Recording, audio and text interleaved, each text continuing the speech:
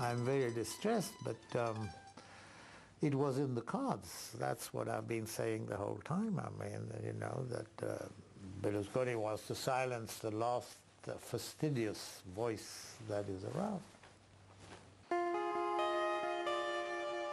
If the Corriere falls, I think freedom of expression is in jeopardy in Italy. Some voices refuse to be silenced. Marco Travaglio's daily column Bananas, published in L'Unità, a small left-wing newspaper, continues to hammer away at the Prime Minister's legal problems. Bananas? Ma perché io sono un grande simpatizzante di Woody Allen e poi perché la situazione italiana è una situazione da Repubblica delle Banane, da Repubblica Sudamericana. His managing editor, Furio Colombo, believes that Travaglio's reporting is essential during what he calls a civil liberties emergency. Marco Travaglio is probably our best investigative journalist. He's the one that knows everything about Berlusconi trials. He's a super specialist that in any given moment can enter into a detail of any given trial relating Berlusconi to his business, Berlusconi to corruption.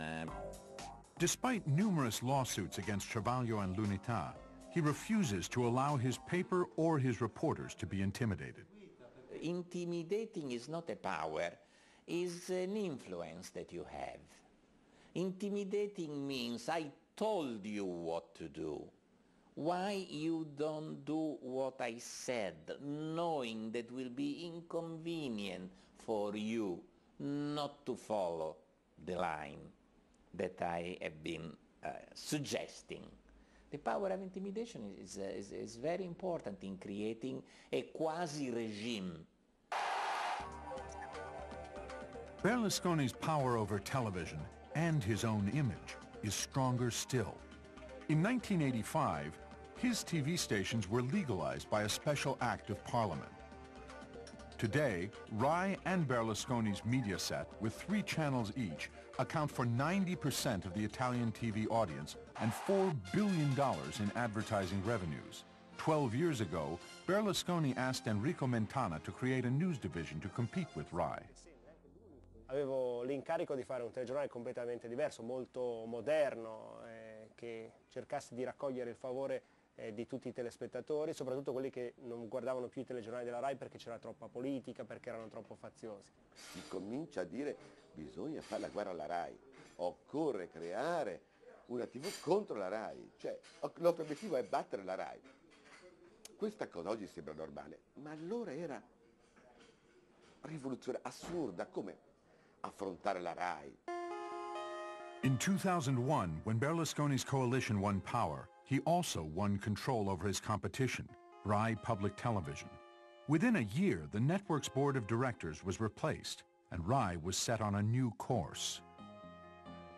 Roberto Natale heads the union representing some 1,400 Rai journalists, and he believes that Berlusconi is intentionally destroying public television. La Rai, nell'epoca Berlusconi, e nonostante tutti i proclami di centralità fatti dai gruppi dirigenti insediati da Berlusconi al vertice della Rai, la Rai sta perdendo nei confronti di Mediaset. Questo è un dato di fatto.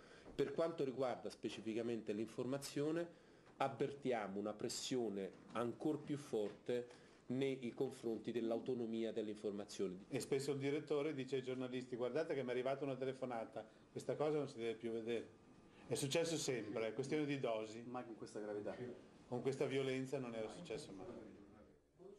During the recent war in Iraq, Rai's journalists felt pressure to support Berlusconi's pro-war stance.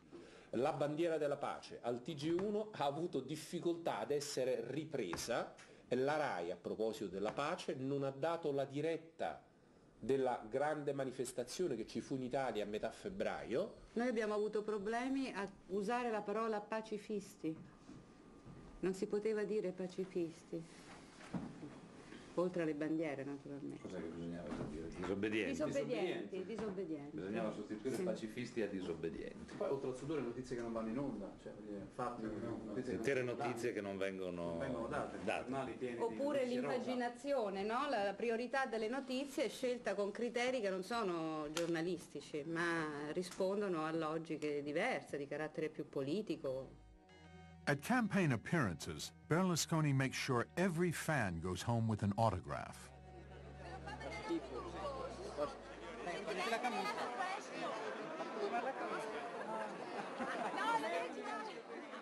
Carlo Freccero knows Berlusconi better than most. Lui vuole piacere a tutti. Ecco, lui è ossessionato da sedurre chiunque. Deve essere il più simpatico, il più brillante. L'ossessione della seduzione ha. È il vero veramente rockstar. L'onorevole Chiara Moroni.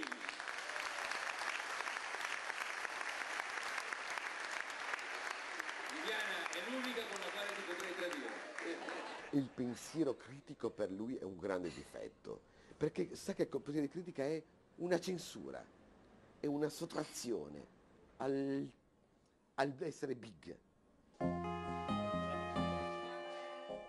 Late May 2003. Summer is heating up. Across Italy, local elections are underway. Francesco Vaccaro, Forza Italia's youngest candidate, is running in Rome.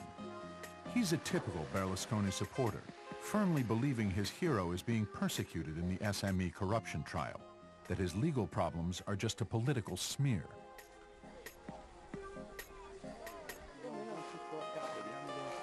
La provincia per Forza Italia.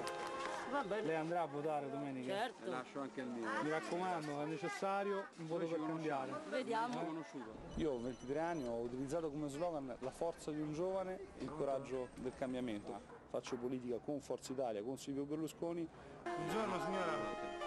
Posso lasciarmi il mio tempo? Mi chiamo Vaccaro, mi candidato per Consiglio provinciale. Silvio Berlusconi è un uomo che ha portato nella politica italiana una grande novità e ha ridato all'Italia la speranza. Ha ridato all'Italia la speranza che si potessero fare le riforme, che si potesse cambiare. Ed è un dato di fatto che lui, per questo suo ruolo che ha avuto, è stata una persona che purtroppo è stata vittima di una grande campagna denigratoria, di una grande campagna diffamatoria anche sui media. Buona giornata. Silvio Berlusconi è vero che ha delle televisioni all'interno delle quali però c'è grande pluralismo, sicuramente lui è una persona che è stato vittima di molti attacchi, ma gli italiani lo hanno scelto. His supporters note that most of the cases against Berlusconi have been dismissed. Certo è che se fossero vere tutte queste vicende lui sarebbe stato condannato. Se fossero vere gli stessi magistrati che con tanta solerzia lo hanno imputato lo avrebbero condannato. Ma in Italia il conflitto di interessi è un falso problema. In Italia il conflitto di interessi è più che altro un argomento politico, un argomento elettorale. Vaccaro's defense of Berlusconi is very familiar to Giovanni Sartori. His television, of course, says it's all false, that he's being persecuted by red judges, and that it's all, so he's a victim. That's what half of the Italian television has been telling Italians since '94. I received terrible letters.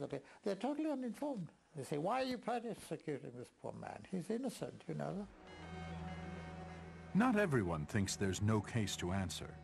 A small group of protesters is waiting outside Rai's studio while the Prime Minister is inside.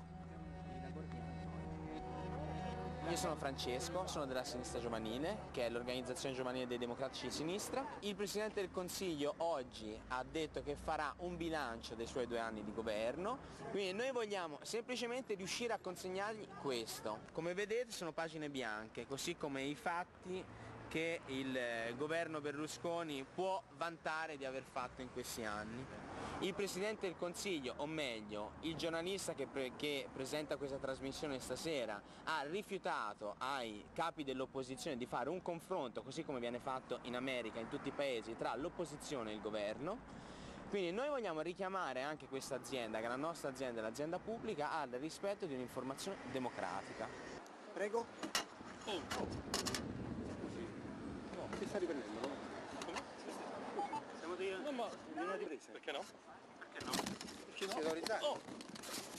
While recording this very small protest,